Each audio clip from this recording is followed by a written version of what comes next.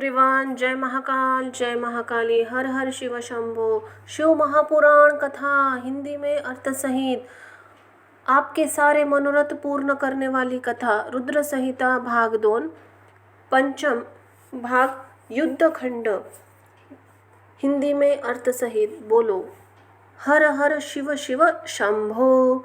तारक पुत्र तारकाक्ष, विद्युतमाली और कमलाक्षी तपस्या।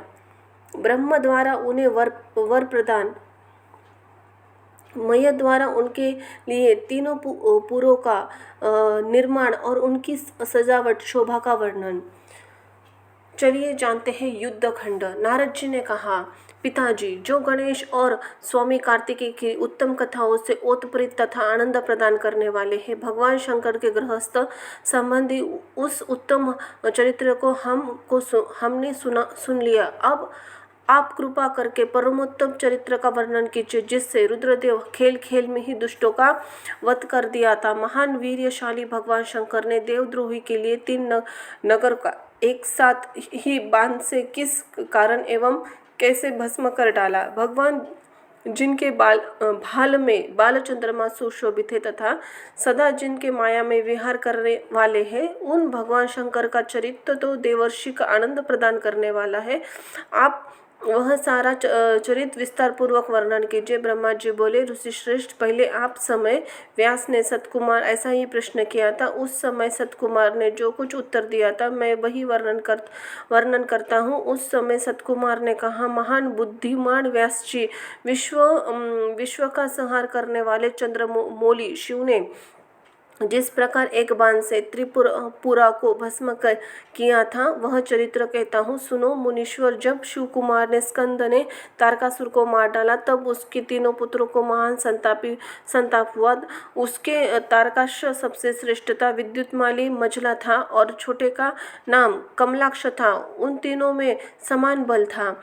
वे जितेंद्रिय, सदा कार्य के लिए उदित, संयमी, सत्यवादी, दृढ़ चित्त, महान वीर, देवों से द्रोह करने वाले थे। उन तीनों ने सभी उत्तम एवं मनोहर भोगों को परित्याग करके मेरु पर्वत की एक कदरा में जाकर परम अद्भुत तपस्या आरंभ की। वह हजारों वर्षों तक ब्रह्मा जी की प्रसन्नता के लिए अत्यंत उग्र तप किया। तब सुर और असुरों को गुरु महायशस्वी ब्रह्मा जी ने उनकी तपस्या से संतुष्ट होकर उन्हें वर देने के लिए प्रकट हुए। तब ब्रह्मा जी ने कहा, महादैत्यों, मैं तुम लोगों के तप से प्रसन्न हो गया हूँ। अंत ही तुम्हारी कामना के अनुसार तुम्हें मैं वर प्रदान करूँगा। देवद्रोहियों, मैं सबकी तपस्या का फलदाता और सर्वदा सब कुछ करने में समर्थ हूँ। अंत ही अब बताओ, तुम लोगों को इतना घोर तप किस लिए किया है। सतकुमार जी कहते हैं, मुने, ब्रह्मा जी की यह बात सुनकर वह सबने अंजलि बांधकर पितामह के चरणों में प्राणिपात किया और फिर धीरे धीरे अपने मन की बात कहना आरंभ किया। दैत्य बोले, देवेश, यदि आप हम पर प्रसन्न हैं, हमें वर देना चाहते हैं, तो यह वर दीजिए कि समस्त प्राणियों में हम सबके लिए अवैध हो जाए। जगन्नाथ, आप हमें स्थिर कर दे, हमारे जरा, रोग आदि सभी शत्रु नष्ट हो जाए तथा सभी भी मृत्यु हमारे समीप भी न फटके। हम लोगों को ऐसा विचार है कि हम लोग अजर अमर हो जाए और त्रिलोकों में अन्य सभी प्राणियों के मौत के घाट उतारते रहे, क्योंकि ब्राह्मण यदि 5 ही दिन में काल के गाल में चला जाना निश्चित है, तो अतुल लक्ष्मी, सर्वोत्तम नगर, अनन्य भोग सामग्री, उत्कृष्ट पद और ऐश्वर्य से क्या प्रयोजन है। मेरे विचार से तो उस प्राणी के लिए सभी व्यर्थ है। सतकुमार जी ने कहा, मैं महर्षि उन तपस्वी दैत्यों की यह बात सुनकर ब्रह्मा अपने स्वामी गिरियाशी भगवान शंकर के ध्यान करके बोले। ब्रह्मा ने कहा, असुरों, अमर तत्व को सभी को नहीं मिल सकता। अंत ही तुम लोग अपना यह विचार छोड़ दो। इसके अतिरिक्त अन्य कोई वर जो तुम्हें रुचता हो वह मांग लो, क्योंकि दैत्यों के इस भूतल पर जहाँ कहीं भी जो प्राणी जन्मा है अथवा जन्म लेगा वह इस जगत में अजर अमर नहीं हो सकता। इसलिए पाप रहित असुरों, तुम लोग स्वयं ही अपनी बुद्धि से विचार कर मृत्यु की वंचना करते हुए कोई भी ऐसा दुर्लभ एवं दुस्साह्य वर मांग लो जो देवता और असुर के लिए अशक्य हो। उस प्रसंगे तुम लोगों ने अपने बल का आश्रय लेकर पृथक पृथक अपने अपने मरने किसी हेतु को मांग लो जिससे तुम्हारी रक्षा हो जाए और तुम्हें मृत्यु तुम्हें वरण न कर सके। सतकुमार जी कहते हैं, महर्षि ब्रह्मा जी ने ऐसे वचन सुनकर वे 2 घड़ी तक ध्यानस्थ हो गए। फिर कुछ सोच विचार कर सर्वलोक पितामह ब्रह्मा जी से बोले। दैत्य ने कहा, भगवान, यद्यपि हम लोग प्रबल पराक्रमी हैं, तथापि हमारे पास कोई भी ऐसा घर नहीं है जहां हम शत्रुओं से सुरक्षित रहकर सुखपूर्वक निवास कर सके। अंत ही आप हमारे लिए ऐसे 3 नगरों का निर्माण करा दीजिए जो अत्यंत अद्भुत संपूर्ण संपत्तियों से संपन्न हो तथा देवता जिनका प्रदर्शन न कर सके। लोकेश, आप तो जगत जगुरु हैं। हम लोग अपनी कृपा से ऐसे 3 पुरों में अधिष्ठित होकर इस पृथ्वी पर विचरण करेंगे। इसी बीच तारकाश ने कहा, विश्वकर्मा, मेरे लिए भी ऐसा नगर का निर्माण करे, वह स्वर्णमय हो और देवता भी उसका भेदन न कर सके। तत्पश्चात कमलाक्ष ने चांदी के बने हुए अत्यंत विशाल नगर की याचना की। विद्युतमाली ने प्रसन्न होकर वज्र के समान कठोर लोहों का बना हुआ बड़ा नगर मांगा। ब्राह्मण 3 पुत्रों के मध्य में समय अभिजित मुहूर्त में चंद्रमा के पुष्य नक्षत्र में स्थित होने पर एक स्थान पर मिला करे और आकाश में 3 बादलों में स्थित होकर ये क्रमशः एक के ऊपर एक रहते हुए लोगों की दृष्टि से ओझल रहे। फिर पुरुषावर्त नामक काल मेघों की वर्षा करते समय 1 सहस्त्र वर्ष के बाद ये तीनों नगर परस्पर मिले और एकाकी को प्राप्त हो, अन्यथा नहीं। उस समय कृतिवसा भगवान शंकर, जो वैर भाव रहित सर्वदेव मैं और सबके देव है, लीला पूर्वक संपूर्ण सामग्रियों से युक्त एक असंभव रथ पर बैठकर एक अनोखे बाण से हमारे पुरों का भेदन करे। किंतु भगवान शंकर सदा हम लोगों के लिए वंदनीय, पूजनीय, अभिवादन के पात्र है। अंत है वे हम लोगों के कैसे भस्म करेंगे? मन में ऐसी धारणा करके हम ऐसे दुर्लभ वर को मांग रहे हैं। सतकुमार जी कहते हैं, व्यास जी, उन दैत्यों का यह कथन सुनकर सृष्टिकर्ता लोक पितामह ब्रह्मा जी ने शिव का स्मरण करके उनसे कहा कि अच्छा, ऐसा ही होगा। फिर मय के आज्ञा देते हुए उन्होंने ये कहा, हे मय, तुम सोने, चांदी और लोह के 3 नगर बना दो। ये मय के आदेश पर देखकर ब्रह्मा जी उन तारक पुत्रों को देखते देखते अपने धाम को चले गए। तदनंतर धैर्यशाली मय ने तपोबल से नगरों का निर्माण करना आरंभ किया। उसने तारकाक्ष के लिए स्वर्णमय, कमलाक्ष के लिए रजतमय और विद्युतमाली के लिए लोहमय, ऐसे 3 प्रकार के उत्तम दुर्ग किए। वे पूर्व क्रमशः स्वर्ग, अंतरिक्ष और भूतल पर निर्माण हुए थे। असुरों के हित के तत्पर रहने वाले मैं इन 3 पुरों का तारकाश असुर वाले इनके स्वयं भी उसी में प्रवेश कर लिया। इस प्रकार उन तीनों पुर के प्रकार महान बल पराक्रम से संपन्न तारकासुर लड़के उसमें प्रविष्ट हो गए। समस्त भोगों का उपभोग करने लगे। वे नगर कल्पवृक्षों से व्याप्त तथा हाथी घोड़ों से संपन्न थे। उनमें मणि निर्मित जलाशयों से आच्छादित बहुतरे महल बने हुए थे। वे पद्म राग के बने हुए एवं सूर्य मंडल के समान चमकीले विमान में से, जिनमें से चारों ओर दरवाजे लगे हुए थे। वे शोभायान थे, कैलाश शिखर के समान ऊंचे और चंद्रमा के समान उज्जवल दिव्य प्रसादों से तथा गोपुरा से उनकी अद्भुत शोभा हो रही थी। वे अप्सराओं से, गंधर्वों से, सिद्धों तथा चारणों से खचाखच भरे हुए थे। प्रत्येक महल में शिवालय तथा अग्निहोत्र शाला यज्ञशाला की प्रतिष्ठा हुई। उनमें शिव भक्ति पारायण शास्त्रज्ञ ब्राह्मण सदा निवास करते थे। वे बावली, कूप, तालाब और बड़ी बड़ी दलिया से तथा समूहों के समूह स्वर्ग से च्युत हुए वृक्षों से युक्त उद्यानों से और वनों में सुशोभित थे। बड़ी बड़ी नदों और छोटी छोटी सराहतों से खिले हुए कमल खिले हुए थे। उनकी शोभा और बढ़ गई। उनमें संपूर्ण कामनाओं के पूर्ण करने वाले अनेक फलों के भार से लदे हुए वृक्ष थे, जिनमें वे नगर विशेष मनोहर लगे थे। वे झुंड के झुंड मदमंद गर्जाओं से सुंदर सुंदर घोड़ों से नाना प्रकार के आकार वाले रथों तथा शिबिरों से अलंकृत थे। उनमें समयानुसार पृथक पृथक क्रीड़ा स्थल बने थे और वेद अध्ययन की पाठशाला भी भिन्न भिन्न निर्मित हुई थी। वे पापी पुरुषों के लिए मन वाणी से अगोचर थे। उन्हें सदाचारी पुण्यशील महात्मा ही देख सकते थे। पति सेवा पारायण तथा कुधर्म से विमुख रहने वाली पतिव्रता नारी ने उन नगरों के उत्तम स्थलों का सर्वत्र पवित्र कर रखा था।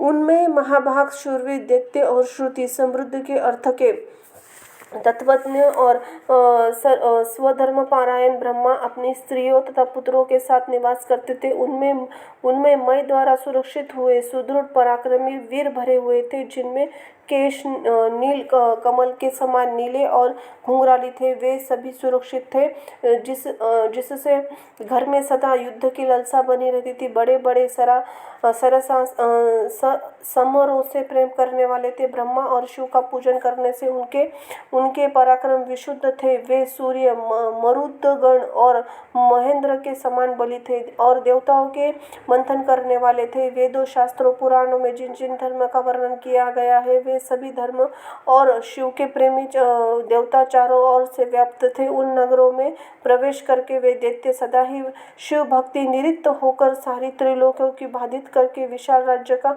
उपभोग करने लगे। मुनि इसी प्रकार वहां निवास करने वाले पुण्य आत्माओं के सुख एवं प्रीतिपूर्वक उत्तम राज्य का पालन करते हुए बहुत लंबा काल व्यतीत हो गया। हर हर हर हर शिव शंभो। तारक पुत्रों के प्रभाव से संतप्त हुए देवों की ब्रह्मा जी के पास करुण पुकार। ब्रह्मा ने उन्हें शिव के पास भेजना, शिव की आज्ञा से विष्णु के शरण में जाना और विष्णु का उन दैत्यों के मोहित करके उन्हें अत्याचार को भ्रष्ट करना। ओम नमः शिवाय, नमो नमः। सतकुमार जी कहते हैं, महर्षि तदनंतर तारक पुत्रों से प्रभाव से दंग हुए इंद्र आदि सभी देवता दुखी होकर परस्पर सलाह करके ब्रह्मा जी के शरण में गए। वहां संपूर्ण देवताओं ने दीन होकर प्रेम पूर्वक पितामह को प्रणाम किया और अवसर देखकर उनसे अपना दुखड़ा सुनाते हुए कहा। देवता बोले, धात त्रिपुरा के स्वामी तारक पुराने तथा मायासुर ने समस्त स्वर्ग वासियों को संतप्त हो गया है। ब्राह्मण, इसलिए हम लोग दुखी होकर आपकी शरण में आए हैं। आप उनके कोई वध का उपाय कीजिए, जिससे हम लोग सुखी रह सके।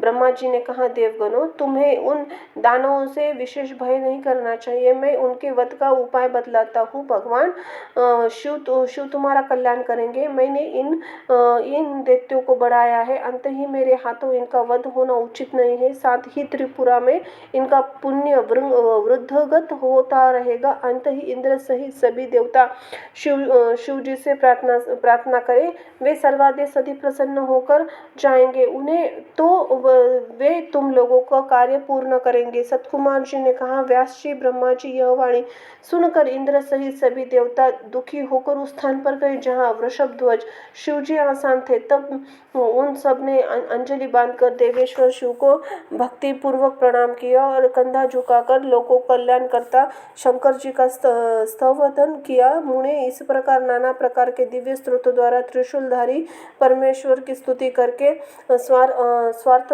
साधन में निपुण इंद्र आदि देवता दीन भाव से कंधा झुकाए हाथ जोड़कर प्रस्तुत स्वार्थ को निवेदन करना आरंभ किया। देवताओं ने कहा, महादेव, तारका के पुत्र तीनों भाइयों ने मिलकर इंद्र सहित समस्त देवताओं को परास्त कर दिया है।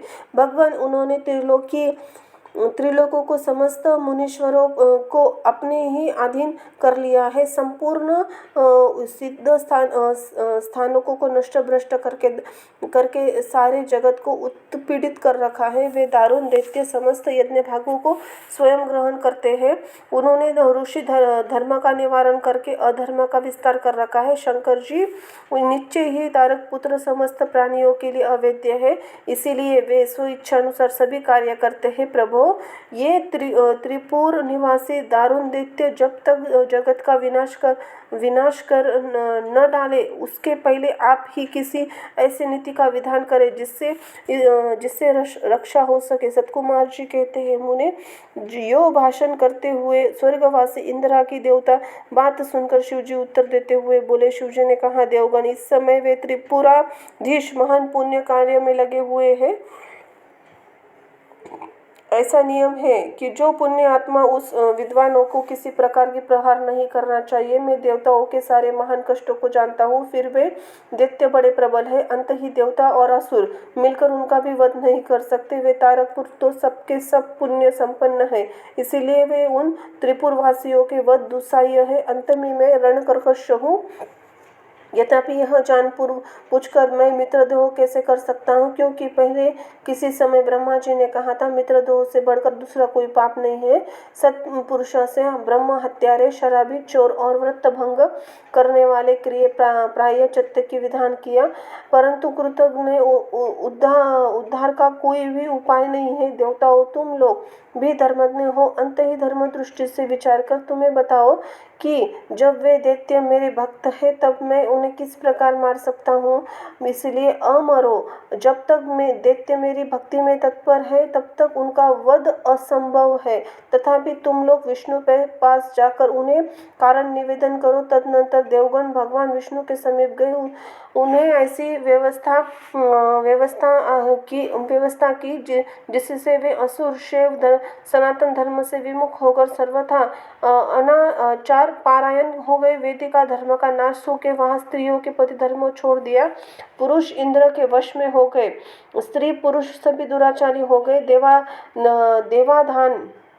देवराधन, श्राद्ध, यज्ञ, व्रत, तीर्थ, शिव, विष्णु, सूर्य, गणेश आदि का पूजन, स्नान, दान सभी शुभ आचरण नष्ट हो गए। तब वो माया तथा अलक्ष्मी उन पुरा में जहाँ पहुंची, तब से प्राप्त लक्ष्मी वहां से चली गई। इस प्रकार अधर्म का विस्तार हो गया। मुने, तब शिवा 6 भाई सहित उन दैत्यराज की तथा माया की शक्ति कुंठित हो गई। बोलो हर हर शिव शंभो। देवों के शिव जी के पास जाकर उनका स्तोत्र करना। शिव जी के त्रिपुर वध के लिए उद्यत न होने पर ब्रह्मा और विष्णु का उन्हें समझाना। विष्णु के बतलाए हुए शिव मंत्र का मंत्रों द्वारे तथा विष्णु द्वारे जप और शिव जी की प्रसन्नता और उनके लिए विश्वकर्मा का सर्वदेवमय रथ का निर्माण। जय महाकाल, जय महाकाली। व्यास जी ने पूछा, सतकुमार जी, जब भाइयों तथा पूर्ववासियों सहित उस दैत्यराज की बुद्धि विशेष रूप से मोहाच्छिन्न हो गई, तब उसके बाद कौन सी घटना घटी विभो, वह सारा वृत्तांत वर्णन कीजिए। सतकुमार ने कहा, महर्षि, जब तीनों पुरु की पूर्वोक्त दशा हो गई, दैत्यों ने सर्वचरण का परित्याग कर दिया, संपूर्ण स्त्री धर्म नष्ट हो गया और चारों चोर दुराचार फैल गया, तब भगवान विष्णु और ब्रह्मा साथ सभी देवता कैलाश पर्वत गए। सुंदर शब्दों में शिव की स्तुति करने लगे। महेश्वर देव, आप परमोष्ट आत्मबल से संपन्न है। आप ही सृष्टि के कर्ता, ब्रह्मा पालक, विष्णु संहारता रुद्र है। परब्रह्म स्वरूप आपको नमस्कार है। यो महादेव जी के स्वतंत्र करने देवा ने उन्हें साष्टांग प्रणाम किया। फिर भगवान विष्णु ने जल में खड़े होकर अपने स्वामी परमेश्वर का, शिव का मन स्मरण करके तन्मय हो दक्षिण मूर्ति के द्वारा प्रकटित रुद्र मंत्र का 1.5 करोड़ संख्या तक जप किया। तब तक सभी देवता उन महेश्वर से मन लगाकर उनकी स्तुति करते रहे। देवों ने कहा, प्रभु, आप समस्त प्राणियों के आत्मस्वरूप, कल्याणकर्ता, भक्ति पीड़ा हरने वाले हैं। गले में नीला चिन्ह है। आप नीलकंठ कहलाते हैं। आप चित्रूप एवं प्रचेता हैं। आप रुद्र को हमारा प्रणाम है। असुरों की नंदन, आप ही सारी सारी आपत्तियों का निवारण करने वाले हैं। अंत ही सदा आप ही गति है और आप ही हम लोगों के वंदनीय है। आप सबके आदि है और आप ही अनादि है। आप ही आनंद स्वरूप अव्यय प्रभुत प्रकृति पुरुष के भी साक्षात श्रेष्ठ जगदीश्वर है। आप ही रजोगुण है, सत्वगुण है, तमोगुण है। आश्रय से ब्रह्मा विष्णु और रुद्र होकर जगत के कर्ता भर्ता और संहारक है। आप ही भक्ति भव सागर से तारने वाले हैं। आप समस्त प्राणियों के स्वामी, अविनाशी, वरदाता, वाणकमय स्वरूप, वेद प्रतिपाद्य और वाच्यका से रहित है। योग व्यक्ता योगी और ईशान्य से मुक्ति की याचना करते हैं। आप योगी के हृदय कमल की कर्णिका पर विराजमान रहते। वेद और संत जन कहते हैं कि आप ही पर ब्रह्म स्वरूप, तत्व स्वरूप, तेज राशि परात्मा रहे। आप सर्वव्यापी, सर्वात्मा, त्रिलोक अधिपति है। भव इस जगत में जिसे परमात्मा कहा जाता है वह आपने सुना है। हे जगत गुरु, इस जगत में जिसे देखने, सुनने, सत्वन करने तथा जानने योग्य बताया गया है और जो अणु से भी सूक्ष्म है तथा महान से भी महान है वह आप ही है। आप चारों ओर हाथ, पैर, नेत्र, सिर, मुख, कान, नाक वाले हैं। अंत ही आप चारों ओर से नमस्कार है। सर्वव्यापी, आप सर्वज्ञ, सर्वेश्वर, अनावृत, विश्वरूप, आप ही विश्व पाक्ष को और सब ओर से अभिवादन है। आप ही सर्वेश्वर, भवा दक्ष, सत्यमय, कल्याणकर्ता, अनुपमय, करोड़ों सूर्यों के समान प्रभावशाली। आपको हम चारों ओर से दंडवत प्रणाम करते हैं। विश्वाराध्य और अतिशून्य 26 तज्ञ, नियम का रहित तथा समस्त प्राणियों को अपने कार्य में प्रवृत्त करने वाले आपको हमारा ओर से प्रणाम है। आप प्रकृति के प्रवर्तक, सबके प्रपितामह और समस्त शरीर में व्याप्त है। आप परमेश्वरों को हमारा नमस्कार है। श्रुतियों तथा श्रुत तत्व को ज्ञाता, विद्यजनों को आपको वरदायक, समस्त भूतों में निवास करने वाले स्वयंभू और श्रुति तज्ञ बतलाते हैं। नाथ, आपने जगत में ऐसे कार्य किए हैं जो हमारे समझ से परे है देवता। इसलिए देवता, असुर, ब्राह्मण और अनन्यवर स्थानवर जगम भी आपकी स्तुति करते हैं। शंभो, त्रिपुरवासी दैत्य ने हमें प्राय नष्ट सा कर डाला है। अंत ही आप शीघ्र ही उन असुरों का विनाश करके हमारी रक्षा कीजिए, क्योंकि देवों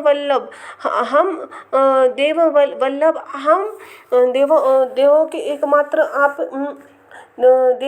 एकमात्र गति है परमेश्वर। इस समय वे आपके माया से मोहित हो गए हैं। अंत है प्रभो, वे भगवान विष्णु द्वारा बताई गई युक्ति के चक्र में फंसकर सारा धर्म कर्म छोड़ बैठे हैं। भक्तवत्सल, हमारे सौभाग्यवश इस समय उन दैत्यों ने संपूर्ण धर्मों का परित्याग कर दिया है और नास्तिक शास्त्र का आश्रय ले रखा है। शरणदाता, आप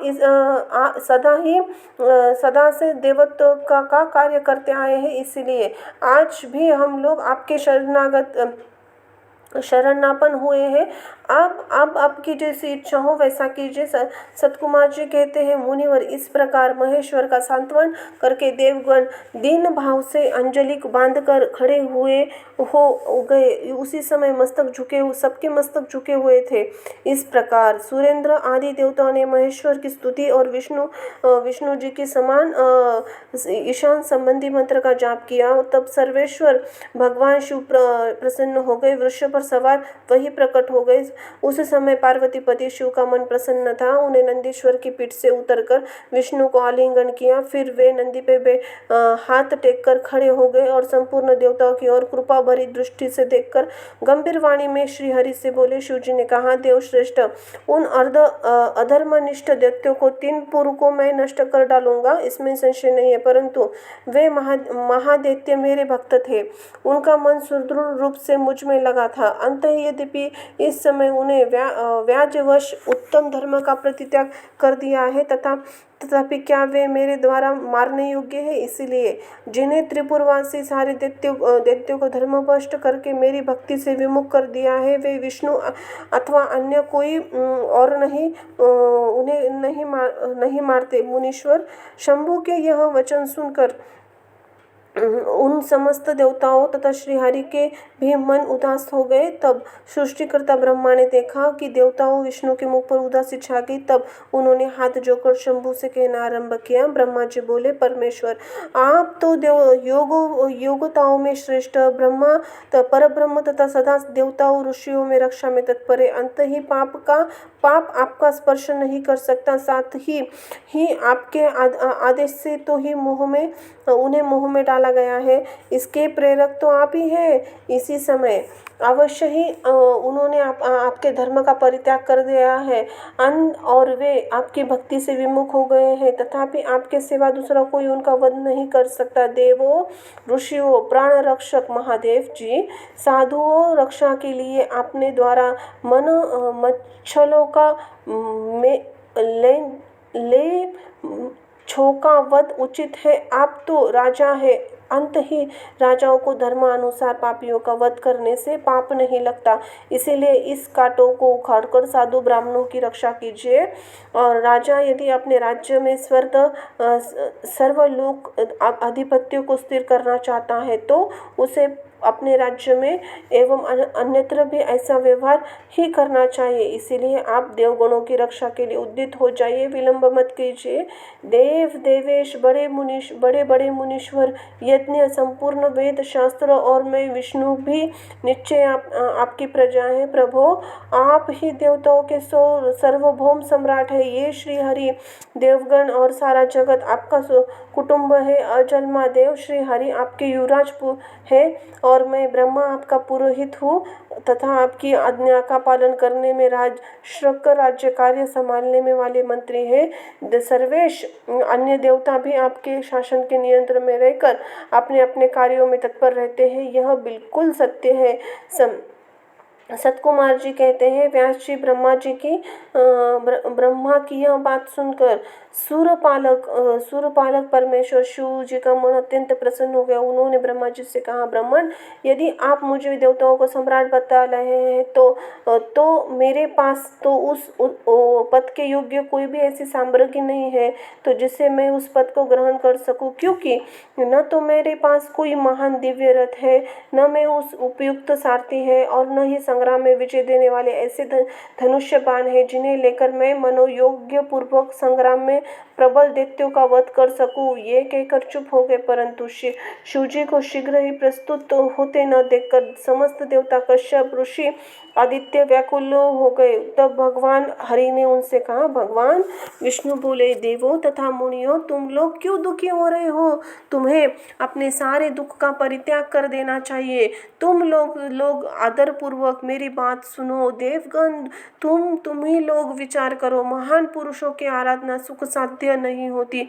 मैंने ऐसा सुना है, महदाराधन में पहले महान कष्ट झेलना पड़ता है। पीछे भक्त की दृढ़ता देखकर इष्ट देव अवश्य प्रसन्न होते हैं, परंतु शिव समस्त गणों के अध्यक्ष है तथा परमेश्वर ये तो आशुतोष ठहरे। अंत पहले ओम उच्चारण करके नमः का प्रयोग करे, फिर शिवाय कहकर 2 बार शुभम का उच्चारण करे, उसके बाद 2 बार कुरु का प्रयोग करे, फिर शिवाय और ओम जोड़ दे। ऐसा करने से ओम नमः शिवाय शुंभ शुंभ कुरु कुरु शिवाय नमः ओम यह मंत्र बनता है। बुद्धि विशारदो, यदि तुम लोग शिव जी की प्रसन्नता के लिए इस मंत्र का पुनः 1 करोड़ जाप करोगे तो शिव जी तुम्हारा कार्य पूर्ण करेंगे, अवश्य पूर्ण करेंगे। मुने, प्रभावशाली श्री हरि ने जब ये दियो देखा तब सभी देवता पुनः शिव आराधना में लग गए। तत्पश्चात श्री हरि सभी देवताओं, मुनियों, कार्य सिद्धि हेतु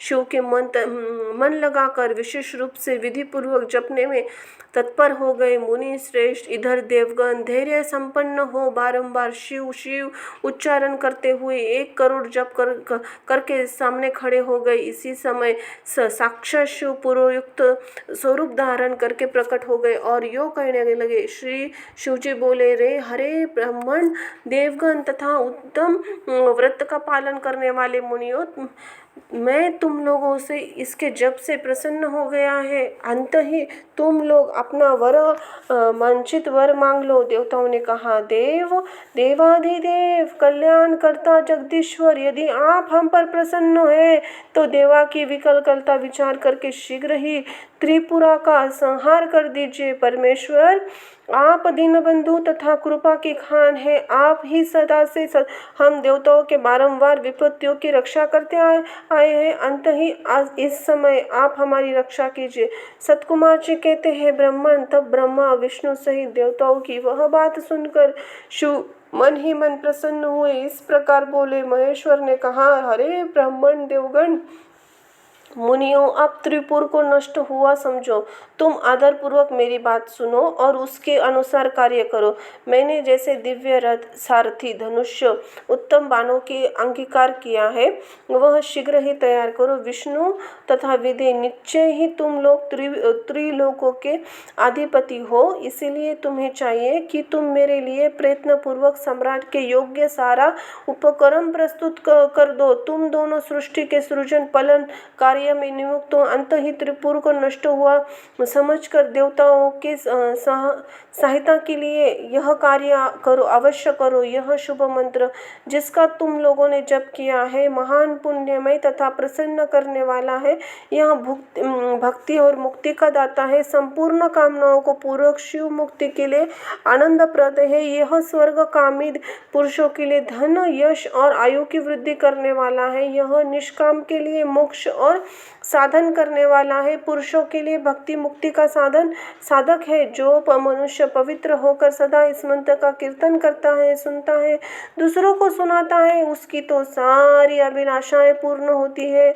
सतकुमार जी कहते हैं, मुने, परमानंद शिव जी की यह बात सुनकर सभी देवता परम प्रसन्न हुए। ब्रह्मा तथा विष्णु को विशेष आनंद प्राप्त हुआ। उसी समय विश्वकर्मा ने शिव के आज्ञानुसार विश्व के हित के लिए एक सर्वदेवमय तथा परम शोभन दिव्य रथ का निर्माण किया। बोलो हर हर हर हर हर हर हर शिव शंभो। सर्वदेवमय रथ का वर्णन। शिवजी का उस रथ पर चढ़कर युद्ध के लिए प्रस्थान, उनका पशुपति नाम पड़ने का कारण, शिवजी द्वारा गणेश जी का पूजन और त्रिपुरदाह, मैं दानव का त्रिपुरा से जीवित बच निकलना। बोलो हर हर हर हर हर शिव शंभो। जय जय महाकाल। व्यास जी ने कहा, शिव प्रवर सतकुमार जी, आपकी बुद्धि तो उत्तम है, आप सर्वज्ञ है। तात आपने परमेश्वर शिव की जो कथा सुनाई है वह तो अत्यंत अद्भुत है। अब बुद्धिमान विश्वकर्मा ने शिव के लिए जिस देव में एवं परम कोष्ठ दिव्य रथ का निर्माण किया था उसका वर्णन कर दीजिए। सुत जी कहते हैं, मुने, व्यास जी का यह बात सुनकर मुनीश्वर सतकुमार शिव जी के चरण कमलों में स्मरण करके बोले। सतकुमार ने कहा, महाबुद्धिमान मुनिवर व्यास जी, मैं तो शिव जी के पाद और पद्यों का स्मरण करके अपनी बुद्धि के अनुसार रथ के निर्माण कथाओं का वर्णन करता हूँ, सुनो।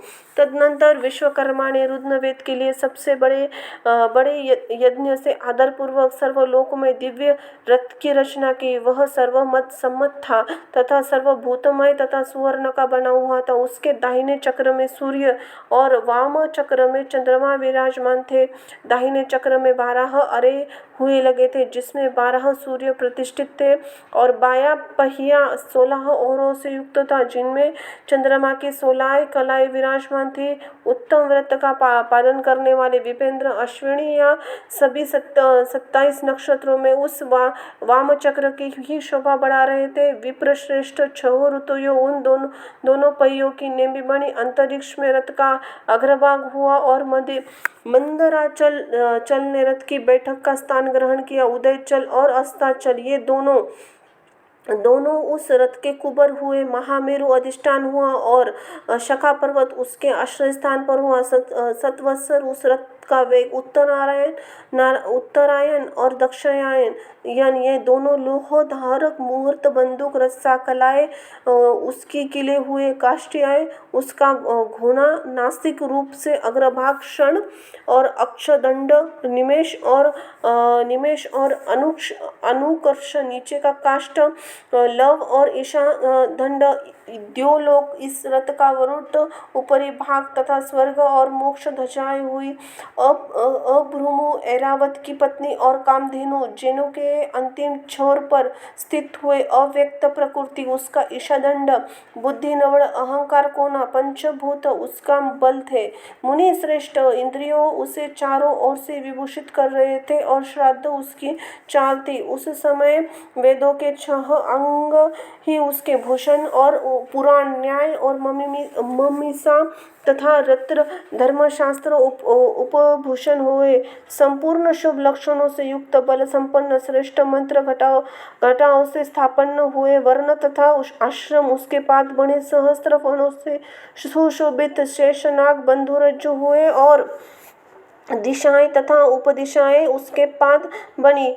पुष्कर आदि तीर्थों ने रत्न जटित स्वर्णमय पताकों स्थान ग्रहण किए। चारों समुद्र उस रथ के आच्छादन वस्त्र बने। गंगा आदि सभी श्रेष्ठ सिरावतों ने सुंदर स्त्रियों का रूप धारण किया और समस्त आभूषणों से विभूषित होकर हाथों में चंवर लिए यत्र तंत्र स्थित होकर रथ में शोभा बढ़ाने लगे। अवाह आदि 7 वायुओं ने स्वर्णमय और उत्तम सोपान का काम संभाला। लोकालोक पर्वत उसके चारों ओर का उस सोपान और मानस आदि सरोवर उसके सुंदर बाहरी विषम स्थान हुए। सारे वर्षाचल चारों ओर के पाश बने। नीचे के लोगों के निवास उस रथ का तलभाग हुए। देवादिदेव भगवान ब्रह्मा लगाम पकड़ने वाले सारथी हुए। ब्रह्मदेववत ओमकार ब्रह्मदेव का चाबुक हुआ। अकार ने विशाल छत्र का रूप धारण किया। मदिराचल ने पार्श्वभाग का दंड हुआ।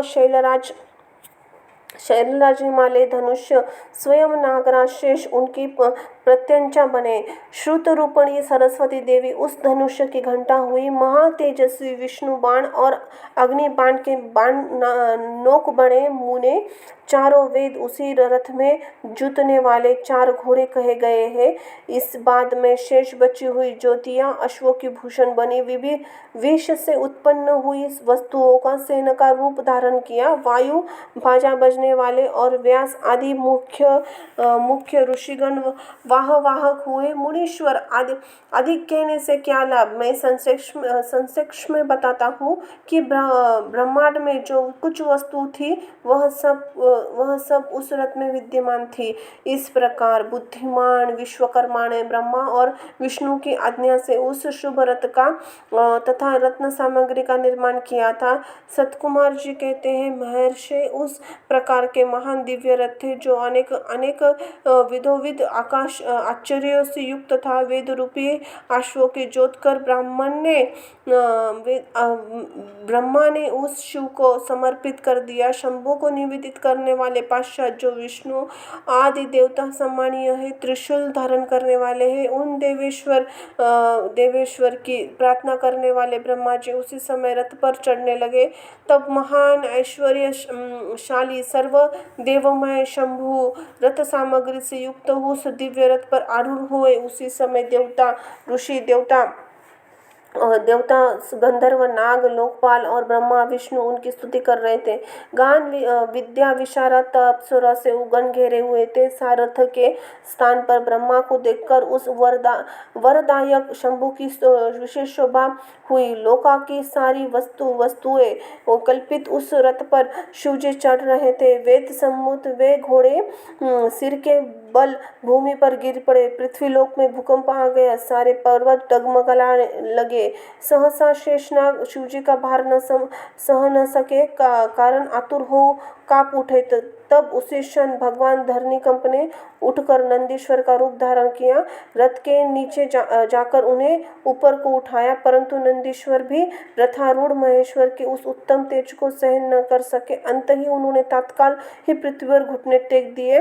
तत्पश्चात ब्रह्मा ने शिवजी की आज्ञा से हाथ में चाबुक ले घोड़े को उठाकर उस रथ को खड़ा किया। तदनंतर महेश्वर अधिष्ठित उस उत्तम रथ में बैठे हुए ब्रह्मा जी ने रथ में जुते हुए मन और वायु के समान वेगशाली वेदमय अश्व का उन तपस्वी दानवों के आकाश स्थित तीनों पुरखों के लक्ष्य के आगे बढ़ाया। तत्पश्चात लोगों ने कल्याणकर्ता भगवान रुद्रदेव की और दृष्टिपात करके देखने लगे। सूर्य श्रेष्ठों, यदि तुम लोगों तथा अन्य प्राणियों विषयों में पृथक पृथक पशु तत्व की कल्पना करके पशुओं का आधिपत्य मुझे प्रदान करोगे, तभी मैं उन असुरों का संहार करूंगा, क्योंकि वे दैत्य श्रेष्ठ तभी मारे जा सकते हैं, अन्यथा उनका वध असंभव है। सतकुमार जी कहते हैं, मुने अगाध बुद्धि संपन्न देवाधिदेव भगवान शंकर जी यह बात सुनकर सभी देवता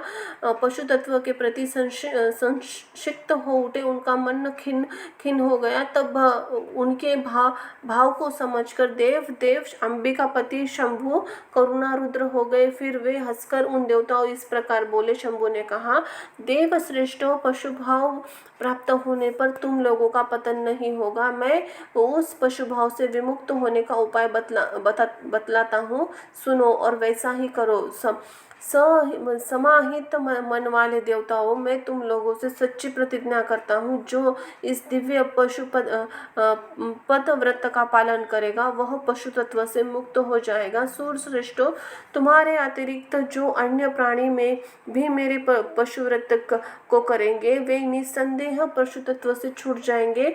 जो नैष्ठिक ब्रह्मचर्य का पालन करते हुए 12 वर्ष तक, 6 वर्ष तक अथवा 3 वर्ष तक मेरी सेवा करेगा अथवा कराएगा, वह पशु तत्व से विमुक्त हो जाएगा। इसलिए श्रेष्ठ देवताओं, तुम लोग भी अपने परम को उत्कृष्ट दिव्य व्रत का पालन करोगे तो उसी समय पशु तत्वों से मुक्त हो जाओगे, इसमें संशय नहीं है। सतकुमार जी कहते हैं, महर्षि परमात्मा महेश्वर के वचन सुनकर विष्णु और ब्रह्मा आदि देवताओं ने कहा, तो ये थी बहुत अच्छा, ऐसा ही होगा।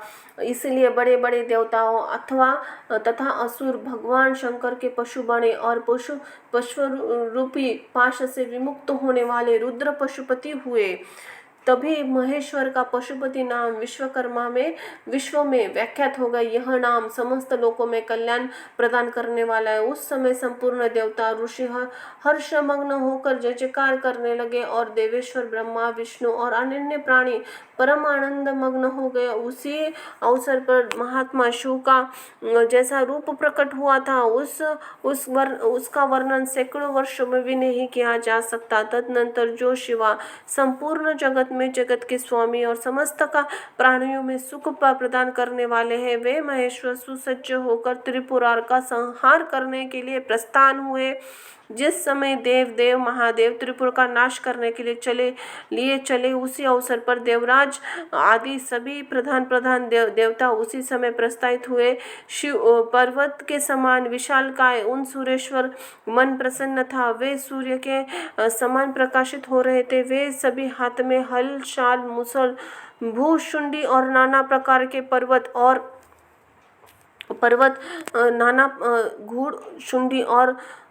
नाना प्रकार के पर्वत जैसे विशाल आयुधों को धारण करके हाथी, घोड़े, रथ और बैल पर सवार हो चले रहे थे। उसी समय जिनके शरीर परम प्रकाशमान थे वह महान उत्साह से संपन्न थे तथा जो नाना प्रकार के अस्त्र शस्त्र से सुसज्जित थे, वे इंद्र, ब्रह्मा, विष्णु आदि देव शंभु की जय जयकार करते हुए महेश्वर को आगे चले। तभी दंडी एवं जटाधारी मुनि हर्ष मनाने और आकाश की सिद्ध तथा चारण पुष्पों की वृष्टि करने लगे। विपेंद्र त्रिपुरारी की यात्रा करते समय जिनके गणेश और शिवजी के साथ थे, उनकी गणना करने कौन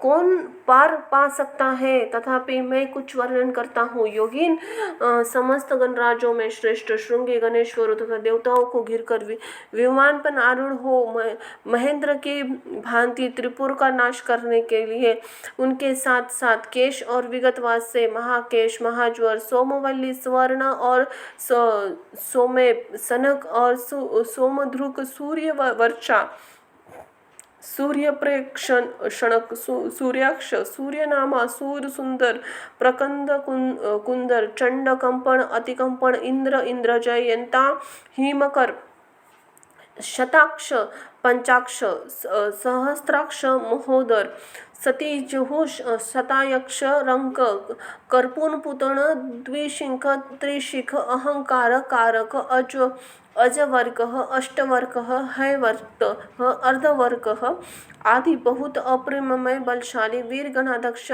लक्ष्य लक्ष्य की परवाह न करते हुए महेश्वर को घेर कर चल रहे थे। व्यास जी ने तदनंतर महादेव शंभु उसी संपूर्ण सामग्रियों सहित रथ पर हो सूरद्रोहियों के लिए 3 पुरों की पूर्णित्य दंड करने के लिए उद्यत हुए। उन्होंने रथ के शीघ्र स्थान पर स्थित उस महान अद्भुत धनुष्य की प्रत्यंचा चढ़ाई, उस पर उत्तम जिनका बाण संधान करके रोषावश होठ को चाटने लगे। फिर धनुष्य की मूढ़ को दृढ़ता पूर्वक पकड़कर और दृष्टि में दृष्टि मिलाकर वहां से अचल भाव से खड़े हो गए, परंतु उनके अंगूठे अग्रभाग में स्थित होकर गणेश निरंतर पीड़ा पहुंचाते रहे, जिससे वे तीनों पूर्व त्रिपुल धारी शंख का लक्ष्य नहीं बन सके। तब धनुष्य बाणधारी मुकेश विरूपाक्ष शंकर ने परम शोभान आकाश में वाणी सुनी। उस योम वाणी ने कहा, ऐश्वर्यशाली जगदीश्वर, जब तक आप गणेश जी की अर्चना नहीं करेंगे तब तक इन 3 पुरों का संहार नहीं कर सकेंगे। ऐसी बात सुनकर अंधकासुर ने निहत्था भगवान शिव के भद्रलोकी के बुलाकर गणेश जी का पूजन किया, भद्रकाली को बुलाकर गजानन का पूजन किया। जब हर्षपूर्वक विधि विधान से अग्रभाग में स्थित उन विनायक की पूजा गई तब वे प्रसन्न हो गए। फिर भगवान शंकर को उन तारका पुत्र महा मनस्वी दैत्यों के 3 नगरों का यथायुक्त आकाश में स्थित दिख पड़े। इस विषय में कुछ लोग ऐसा कहते हैं कि जब शिवजी स्वयं स्वतंत्र परब्रह्म सगुण निर्गुण और सबके द्वारा अलक्ष्य स्वामी परात्मा और निरंजन पंचदेवों के उपास्य और है, उनका उपाय नहीं है, तब सबके वंदनीय परब्रह्म उन देवेश्वर महेश्वर को उस विषय में यह बात उचित नहीं जान पड़ती और उनकी कार्य सिद्धि उनकी कृपा पर अवलंबित होती है। परंतु मुने उन देवादिदेव वरदानी महेश्वर चरित्र में लीलावश सब कुछ घटित हो सकता है। अस्तु इस प्रकार जब गणाधि का पूजन करके महादेव जी स्थित हुए तब वे तीनों पूर्व कालावश शीघ्र ही एकात्म को प्राप्त हो गए। मुने उन त्रिपुरारे परस्पर मिलकर एक हो जान पर आत्मबल से सम्मान देवताओं के महान हर्ष हुआ। संपूर्ण देवगण सिद्ध और परमर्षि अष्टमूर्तिधारी शिव की स्तुति करके स्वयं स्वच्छ वर से जय जयकार करने लगे। उस समय ब्रह्मा जगदीश्वर विष्णु ने कहा, महेश्वर तारक के पुत्र उन त्रिपुरवासी दैत्यों का वध का समय भी आ गया है। विभो इसीलिए पूर्व एकांत को प्राप्त हो गए हैं। अंत ही देवेश, जब तक ये त्रिपुर पुनः विलग हो उसके पहले आप ही बाण छोड़कर इसे भस्म कर डालिए और देवताओं को कार्य सिद्ध कर दीजिए। मुने तदनंतर शिव जी की धनुष्य की डोरी उस पर चढ़ाकर उस पर पूज्य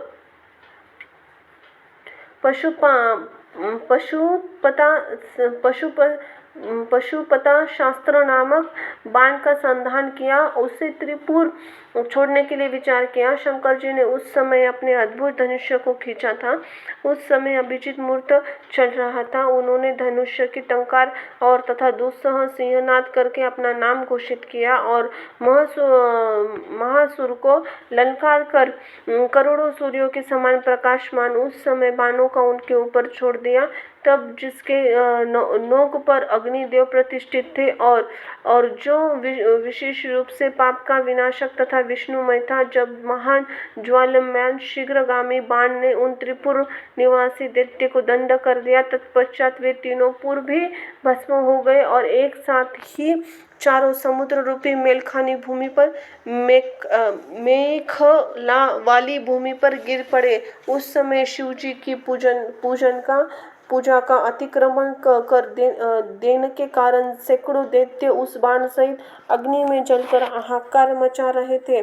जब भाइयों सहित तारकाक्ष जलने लगा तो उस समय स्वामी भक्तवत्सल भगवान शंकर का स्मरण किया। मन ही मन महादेव को देखकर परम भक्ति पूर्वक नाना प्रकार के विलाप करता हुआ उनसे कहने लगा।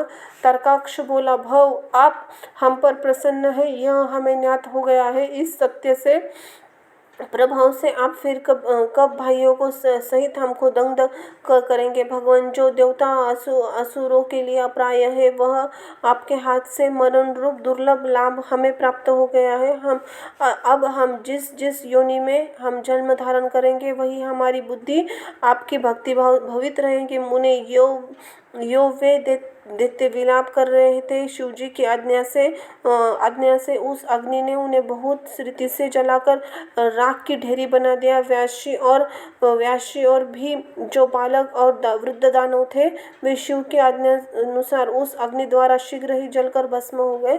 यहाँ तक उन त्रिपुरा में जितनी भी स्त्रियां और पुरुष थे, वे सब के सब त्रिपुरा अग्नि से दग्ध हो गए। और जैसे ही कल्पांत में जगत में भस्म हो जाता है, उसी समय भीषण अग्नि से कोई भी स्थानवर जगम बिना जले नहीं बचा। और किंतु असुरों के विश्वकर्मा अविनाशी बच गया, क्योंकि वह देवों का अविरोधी शंभु के तेज से सुरक्षित सहदुक्त था। विपत्ति के अवसर पर भी वह महेश्वर का शरणागत बना रहता था। जिन दैत्यों ने अन्य प्राणियों ने अभाव उपकृत के प्राप्त होने पर नाशकारक पतंग नहीं होता, वे उन विनाश से बचे रहते। इसीलिए सत्पुरुषों से अत्यंत स्वाभाविक उत्तम कर्म के लिए प्रयत्न करना चाहिए, क्योंकि निंदित कर्म करने से प्राणी का विनाश हो जाता है। अंतःग्रहित कर्म का आचरण भूलकर भी न करे। उस समय जो भी दैत्य बांधवों से शिव जी की पूजा में तत्पर थे, वे सब के सब शिव पूजा के प्रभाव से दूसरे जल में गणों के अधिपति बन गए। बोलो हर हर हर हर हर शिव शंभो। जय महाकाल, जय महाकाली। आदिशक्ति उदे उदे।